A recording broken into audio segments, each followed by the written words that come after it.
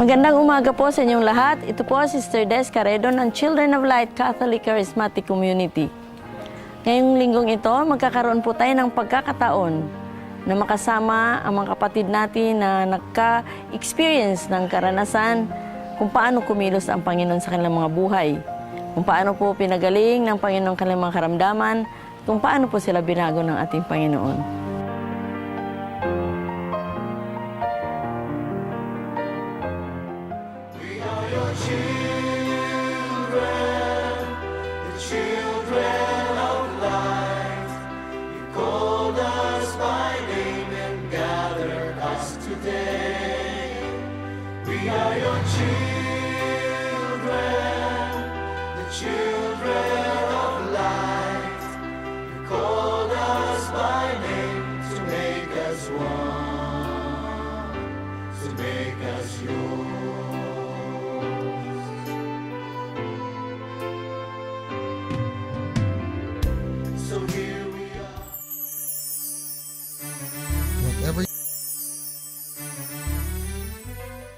Sa araw-araw na pamumuhay, madalas tayo makarinig ng mga hinaing.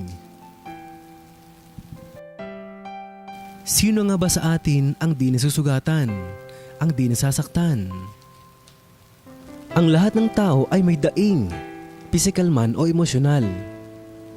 Subalit, kanya-kanya rin ang mga pamamaraan ang bawat isa sa atin sa kung paano kaharapin o tatakasan ang mga pagsubok at hamon sa buhay. Ilang mga batang Pilipino ang sa murang edad ay pisikal na nasasaktan ang pangangatawan sa pagtatrabaho o pamamalimos upang itawid lamang ang kalam ng sikmura. Ilan ang nalululong sa mga bisyong unti-unting pumapatay sa katawang lupa. Ilang pamilyang Pilipino ang ngayon ay walang kapayapaan sa loob ng tahanan at nagkakasakitan. Ilang individual ang nakaratay sa karamdaman dahilan sa pagsuko ng pisikal na pangangatawan. Ilang walang malay na tao ang kinakailangang masaktan dahilan sa hindi pagkakaunawaan sa mga prinsipyong pinaniniwalaan at pinaglalaban. Sa paghanap ng mga sagot sa hinaing, karaniwang pisikal o material din ang tinutuntong sagot. Pera ang tugon sa gutom, karamdaman at maging sa bisyo. Karahasan kung pagtakas naman sa responsibilidad ang kagustuhan. Bala para sa mga may magkakataliwas na ideolohiya.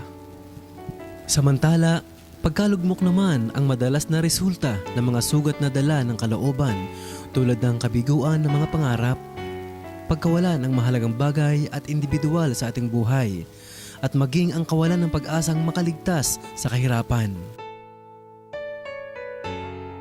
Subalit, ilan nga ba sa atin ang nakakakilala sa tunay nating mga sarili? Kay daming tanong, kay daming hinaing, ngunit iilan lamang sa atin ang bukas ang kaisipan na may pansariling kakulangang pang-espiritual. May dalawang mukha ng katotohanan sa pagharap ng tao sa pagsubok o karamdaman, pisikal man o emosyonal. Isa na rito ang sisihin ng ibang tao at maging ang Diyos sa lahat ng mga pinagdaanan. O maari din namang ang mga sugat sa buhay ang lalong nagpatatag sa relasyon sa pagitan ng ating mga sarili at Panginoon. Kasama po natin ngayon ang mag-asawang si Brother Ben at Sister Pat Granada, kung saan sila din po ay naranasan nila ang pagkilos ng ating Panginoon. Si Brother Ben po, dati po siya nagtrabaho sa Cultural Center of the Philippines. At dati po matawag po natin siyang isang pagano dahil nagsisimba lang po siya kung gusto niya. At kung magsisimba man siya, hindi na niya tinatapos, basta dadaan lang siya ng simbahan. Kaya matutunghayan natin po ngayon kung paano ang buhay ni Brother Ben bago sa kanyang renewal. Ang tinatawag po nating renewal sa kanyang buhay Kristiyano. Brother Ben, totoo po bang dati po hindi ka nagsisimba? Yun din po nakikita ko sa mga magulang ko eh. Noong ang mga magulang ko po, ang nanay ko, nagsisimba lang pag birthday niya. Ang tatay ko naman, dumadaan lang sa simbahan, nagsa-sign of the cross, pero hindi siya pumapasok. Yun po ay natanim sa isip ko. Kaya ganun din naging ugali ko hanggang sa paglaki ko. Kaya siguro ang presensya ng Panginoon hindi ko madama sa puso ko dahil wala sa tamang paraan ang aking pagsamba sa Kanya. Kailan mo nakatagpo ang Panginoon, Brother Ben? Matagal ko pong dinala sa dibdib ko, sa isipan ko yung aking pagiging pagano. Nabago lang po ako nito lamang pong 2004 nung akayin po ako ng aking asawa sa Catholic Seminar. Life in the Spirit Seminar community sa natin. Community Children of Light. At nabago po ako nung dumating sa parting Baptism of the Holy Spirit habang nagsasalita yung speaker.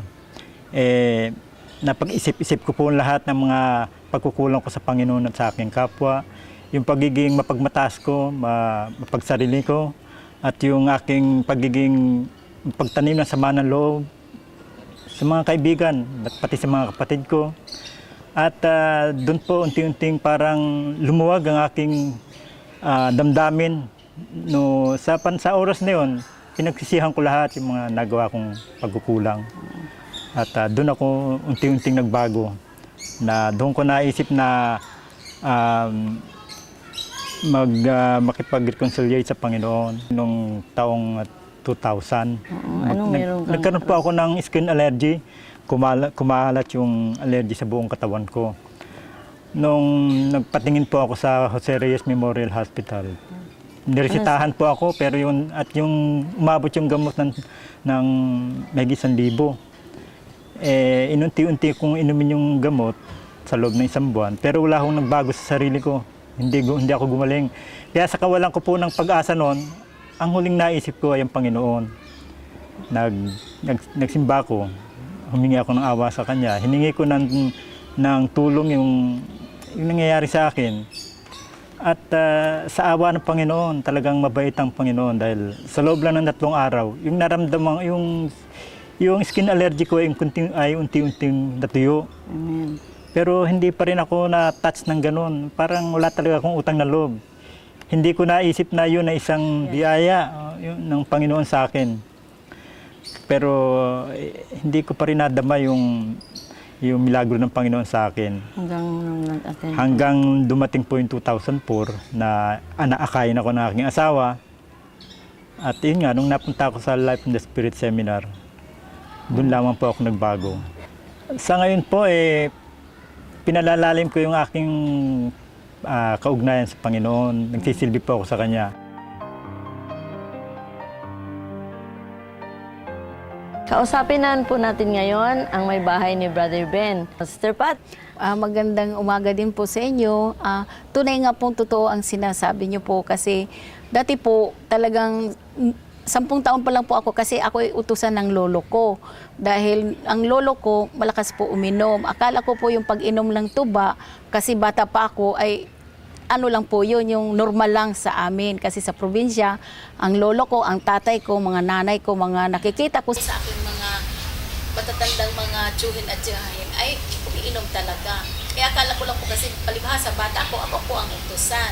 Kaya natuto din po ako uminom. Pero hindi ko po alam yung pag-inom. Akala ko parang normal lang po yun sa amin kasi araw-araw ko po nakikita yun. Hanggang dumating po ang punto na lumaki na ako, naging dalaga na po ako, mas malakas na po akong uminom dahil hindi lang po tuba ang iniinom ko, kundi hard drinks na po. Kasi nagkaroon po ako ng mga barkada kahit nag-aaral po ako. May mga barkada po ako dahil nasanay po ako talagang uminom. Hindi ko naman po alam na ang pag-inom ay masama pala yun. Kasi kala ko, ano lang po namin, kaugalian lang po ba doon kami nasanay uminom. Hanggang sa dumating din po ang punto na sa tagal ng pag-inom-inom ko, napabarkada ko, dumadami po kami. Hanggang sa na-disgrasya po ako, nabaril po ako.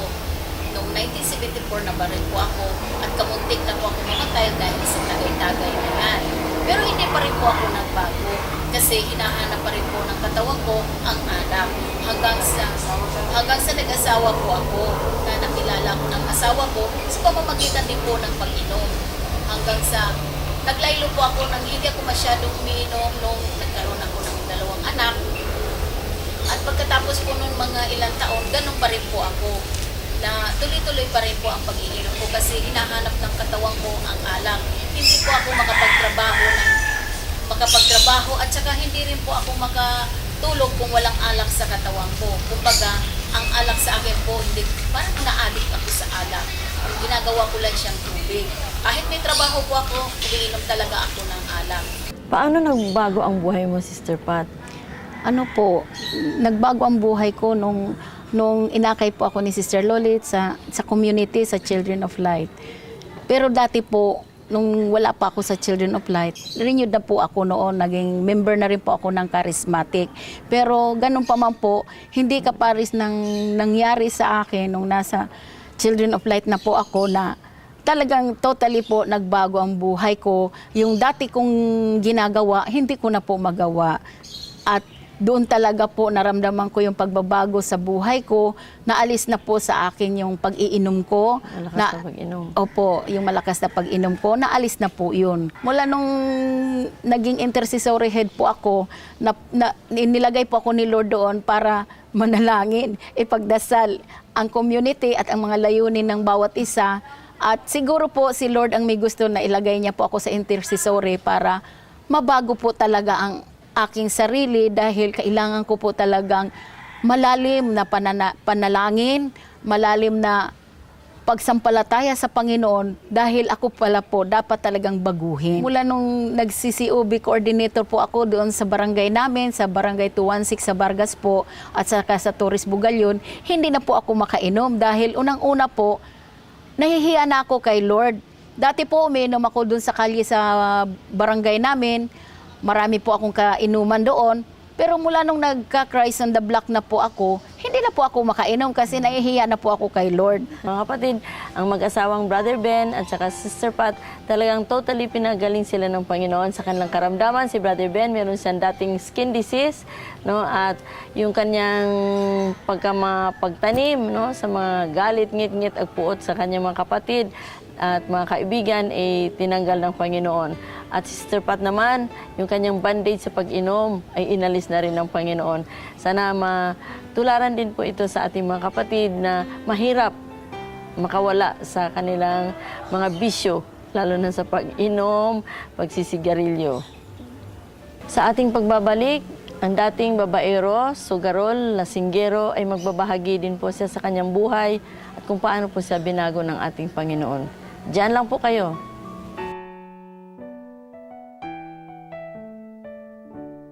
Kasama po natin ngayon ang isang pinagaling po ng ating Panginoon sa kanyang napakaraming bisyo. Alak, babae, sugal. Magtanong ka kung anong bisyo alam mo at itong kapatid nating ito ay meron siya dati. Kasama po natin ngayon si Brother Bert Berano. Good Sister morning. Des, gandang umaga rin. Totoo po ba itong sinasabi na napakaraming bisyo daw meron ka dati? At pwede bang ikwento mo sa amin? Opo, dati akong sabungero, babaero, manginginom. Kasi nung unang araw, pagdating ng linggo, nakahanda na yung mga gamit ko papunta ng sabungan. At saka yung pagkagaling doon sa sabungan, pag matalo man o manalo, inom na yan maghapon. Talaga? Tapos pagkatapos naman ng inom, yung babae na naman ang inaatopak. So tatlo na yung bisyo ng matitindi at nakagapos talaga ako ng bisyo na yon. Ngayon, nung lumaki ng mga anak ko,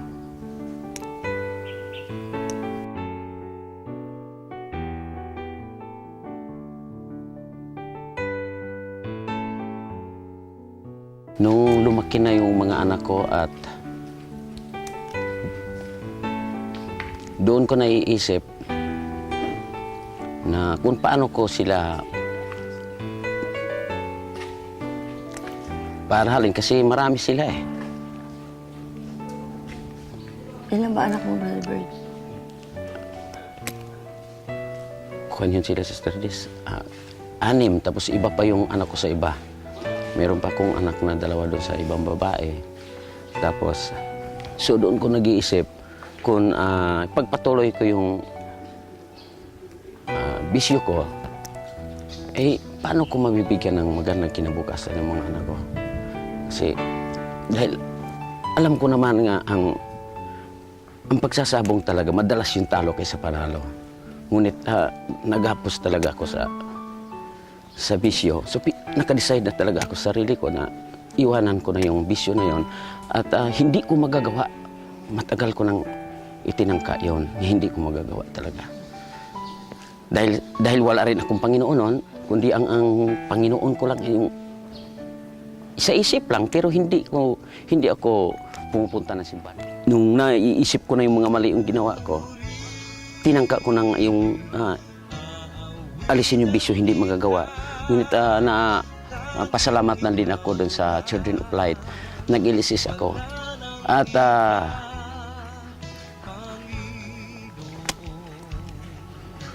doon sa pag-ilisis ko at doon ko na napansin na talagang binago ako. Kuan yun eh, hindi ko nakalimutan talaga yun dahil yun ang araw ng pagbabago ng buhay ko. Nung naglingkod ako sa Panginoon at nakita ng mga anak ko nagbago ako. At sila din, naglingkod na rin sa Panginoon. Kuminsan yung anak kong panganay, si Jennifer, natouch nga ako doon eh. Yung sinasabi niya, nagsishare siya dun sa Children of Light sa community natin. Sabi ng papa ko, walang kwintang ama yan noon. Pero ngayon nga binago ng Panginoon, napakabuting ama yan.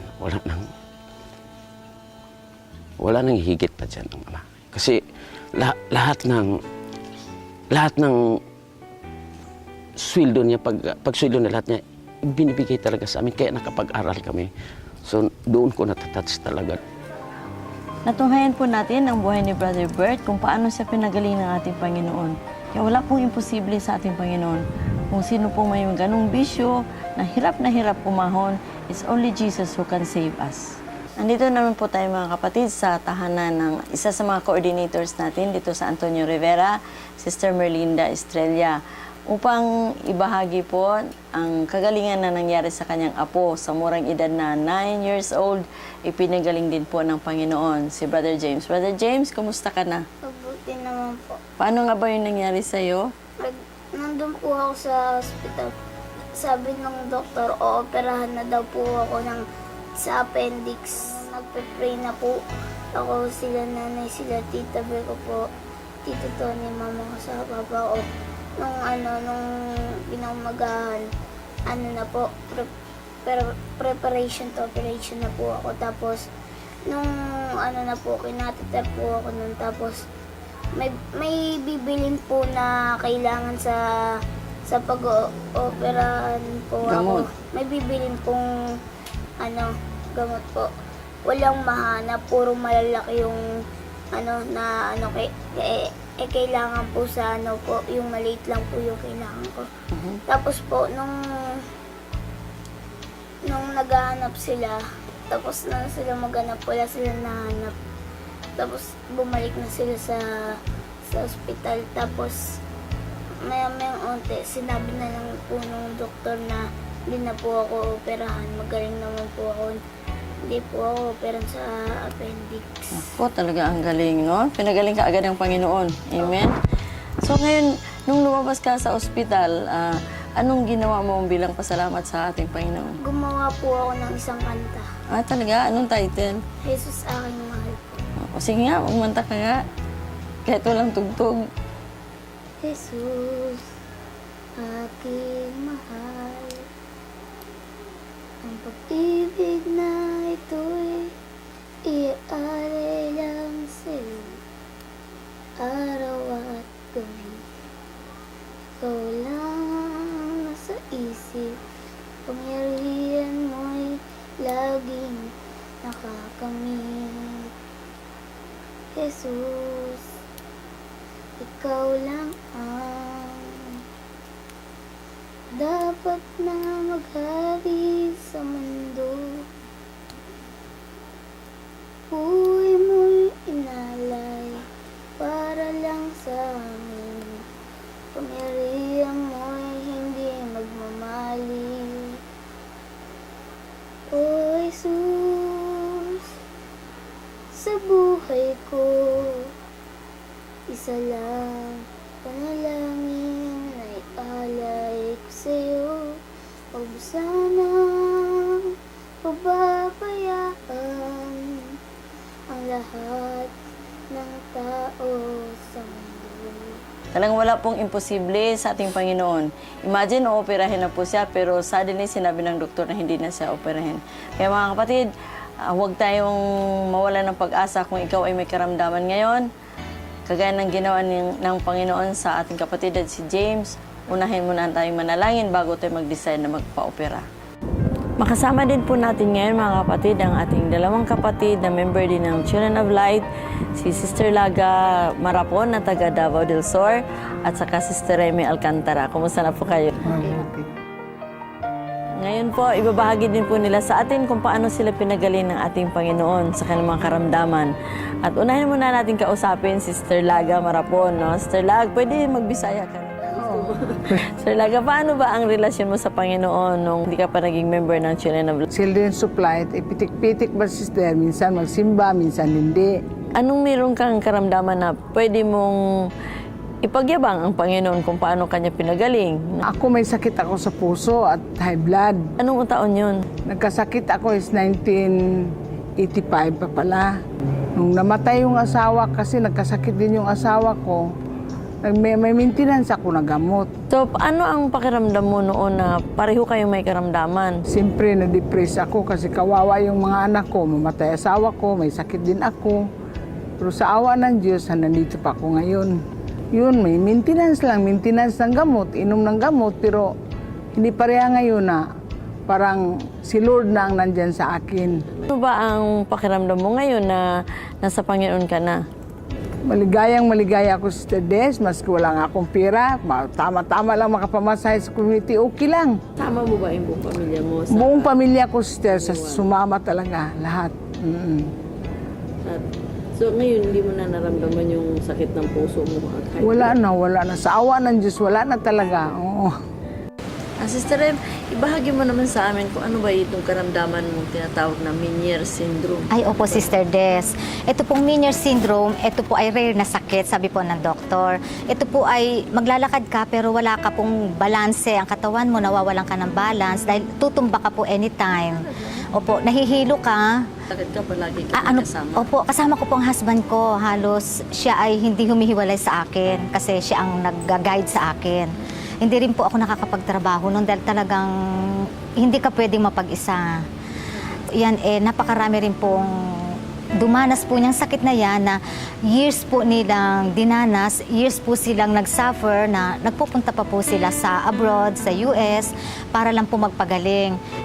Napakalaki po. Gumagaling naman. Yung iba ko pong kaibigan, hindi po sila gumagaling. Bumabalik po sila ng Pilipinas. Ganun pa rin po. Kaya sabi ko, ako ay nagpapasalamat kay Lord dahil siya po ang nagpagaling sa akin. Hindi po ako gumastos ng ganong kalaki na nag-abroad para lang po magpagamot ng Meniere Syndrome. Dito po ako talaga lumalim. Ito pinagaling ng Panginoon din. Opo, dahil bukod po sa Meniere Syndrome, meron pa po ako yung migraine. Napakatagal ko pong nag-suffer sa migraine.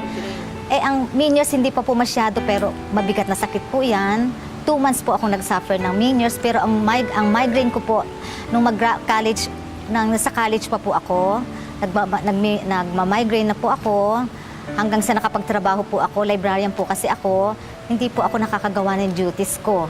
Nung time na yun, meron ka pa rin sakit sa migraine. Ay opo, grabe pa po ang sakit kong migraine. 3 days po ako nakahiga.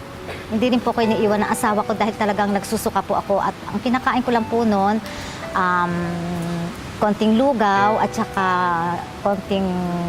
konting biskwit lang po kasi hindi po talaga ayaw po ng ng stomach ko po. Napakakirot po at saka kailangan. Wala po akong kausap. Kailan mo naramdaman ng tunay na kagalingan sa sakit mo, sa karamdaman mong migraine? Talagang malaking bagay po ang pag-overnight vigil ko at saka masasabi ko po na dyan po lumalim ang aking buhay espiritual kasama ko po asawa ko. Diyan ko po nakilala ng lubos-lubusan na napakabait po pala ni Lord at napakarami ko pong blessings. Sa ngayon ho, sis, wala na po akong iniinom na gamot. Brothers and sisters, inaanyayahan po namin kayo na sumama po sa pagsasakripisyo. Dapat lang po tayo magsakripisyo, lalo na po yung may karamdaman.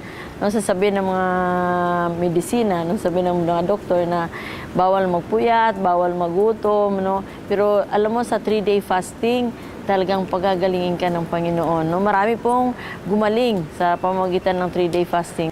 Natunghayan po natin ang iba't ibang kwento ng ating mga kapatid kung paano sila pinagaling ng ating Panginoon. At ako rin po, hindi po ako nakaligtas sa ganong karamdaman at talagang pinagaling din po ako ng ating Panginoon. 1994, na-discover na meron po akong 8 bukol sa aking mga breast. 4 po sa bawat isa at ang sabi po ng doktor, dahil mirror type, positive siya na may cancer. 3 times po ako nagpa-mammography at ang sabi talaga ng 5 doctors na po ang napagtanuan ko, ang sabi lahat ang tatanggalin po ang aking breast at ikikemo ako. Frozen operation daw ang gagawin sa akin. Talagang masakit po sa akin nung nalaman ko yun. Tinago ko po yun sa pamilya ko. Pero pumayag pa rin ako magpa-opera. Pero before po ako magpapa-opera, nagpunta muna ako sa community at nagpaalam po ako sa community ng Children of Light upang magpapa-opera na ako ng Monday dahil may order na ako for operation ng Monday. Nagpa-pray over po ako ng Friday dahil Friday po yung aming prayer meeting at sabi ko sa kanila hindi na muna ako magpasok ng 15 days dahil magpapagamot nga ako. Tapos kinamandihan nung tumawag na ako sa doktor dahil talagang schedule na ako for operation. Ang sabi, tinawagan ako ng secretary na hindi daw pwede kasi wala daw operating room available. Hanggang sa na-postpone. That was 1994. Umabot po yung year 2000 noong binigyan kami ng Panginoon ng isang building. Maglo-loan sana po ako noon. Kasi isa sa requirements ng loan, kukuha ako ng life insurance worth 10 million. So, kailangan po magpa-physical exam ako. At yung doktor nag-examine sa akin, siya rin po ang doktor na nag-examine uli sa akin. Nagulat na lang siya kasi nung pagkapa niya sa breast ko, nawala na yung bukol. Actually, nagbibiro lang ako. Sabi ko, ay wala na, pinagaling na ako ng Panginoon. Pero sa totoo lang, nakalimutan ko na yung sakit ko. Dahil naging busy na ako sa community, sa mga gawain ng community ng Children of Light. Kasi nga po, ako yung nakalagay na founder sa community. So, naging busy po ako. So, nagulat na lang ako. Talagang pinupuri ko at pinapasalamatan ko ang Panginoon. Kasi year 2000, I was declared totally healed. Kaya mga kapatid, paano masabing hindi ka maglingkod sa Panginoon? Paano mo masabi na titigil ka maglingkod? Samantalang binigyan kanyang libreng kagalingan. Hindi po ako na-opera, wala po akong gamot na ininom. Dahil sabay sana sa operation ko, yung aking goiter, tatanggalin din yung aking goiter. Ngayon po, patuloy po ako naglingkod sa ating Panginoon sa pamamagitan ng community ng Children of Light.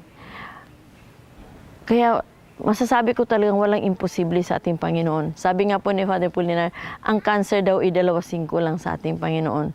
Talagang kung ngayon po nanonood po kayo sa aming programa, kumakatok na po ang Panginoon sa puso ninyo. Sabi nga po sa Revelation 3:20,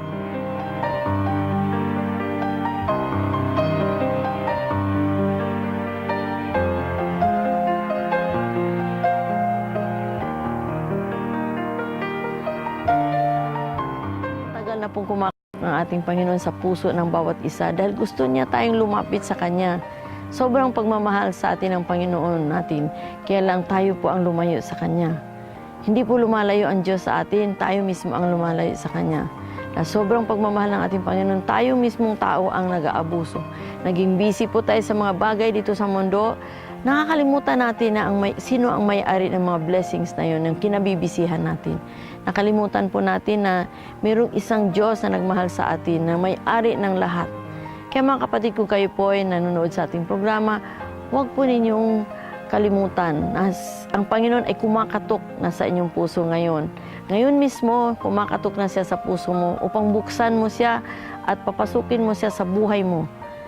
Allow Him to enter into your heart at manahan siya sa puso mo, manahan siya sa pamilya mo, manahan siya sa lahat ng gawain mo. Sabi nga po sa Matthew 6:33, unahin mo lang ang Panginoon. Madalas po kinakanta po natin ito sa misa. Seek ye first the kingdom of God, and all the things will be given unto you. So brothers and sisters, samahan niyo po ako sa isang panalangin. Panalangin po natin lahat ng may karamdaman at kung ikaw ngayon nanonood sa iyong television set, sumabay po kayo sa panalangin. Humingi tayo ng kagalingan sa ating Panginoon dahil walang imposible sa ating Panginoon. Humingi po tayo ng tawad sa lahat ng mga pagkukulang natin sa Kanya, sa mga kasalanan nating nagawa. sa ating mga salita natin, napakasakit minsan ng pagsalita sa ating kapwa. Humingi tayo ng kapatawaran sa ating naging complacent tayo sa ating buhay bilang anak ng Diyos. Sumabay po kayo sa panalangin sa ngalan ng Ama, Anak at Espiritu Santo. Amen. Panginoon, marami pong salamat sa pagkakataong ito na pinagsama-sama niyo po kami, lalo na po yung mga nanonood sa kanilang mga television sets. Lalo na po, Panginoon, yung mga may karamdaman, Panginoon. Hipuin niyo po sila sa inyong banal na dugo, Panginoong Hesus. Hugasan niyo po sila sa inyong banal na dugo, Panginoong Hesus, mula ulo hanggang pa. Hugasan niyo po ang lahat ng kanilang karamdaman, ang lahat ng kasalanan na gawa namin. Ipadalo niyo po ang inyong banal na Espiritu Santo upang mga lahat ng may karamdaman ay pagagalingin niyo po sa pangalan ng Jesus. Wala pong imposible po sa inyo, Panginoon.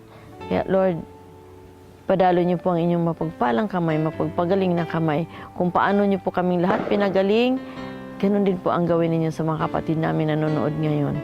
At we consider this, Lord, na kumakatok ka sa puso ng bawat isang nanonood sa kanilang mga television sets. Ang lahat na ito ay pinapanalangin namin sa pangalan ni Jesus, kasamang banal na Espiritu Santo at ang panalangin ng aming mahal na Ina. Luwalhati sa Ama, sa Anak at sa Espiritu Santo, kapara sa unang-una ngayon, magpakailanman, magpasawalang hanggan, siya nawa. Sa ngalan ng Ama, Anak at Espiritu Santo. Amen. Muli hanggang sa susunod na linggo, itong inyong lingkod, Sister Des Caredo ng Children of Light sa ating programang May Liwanag. God bless us all.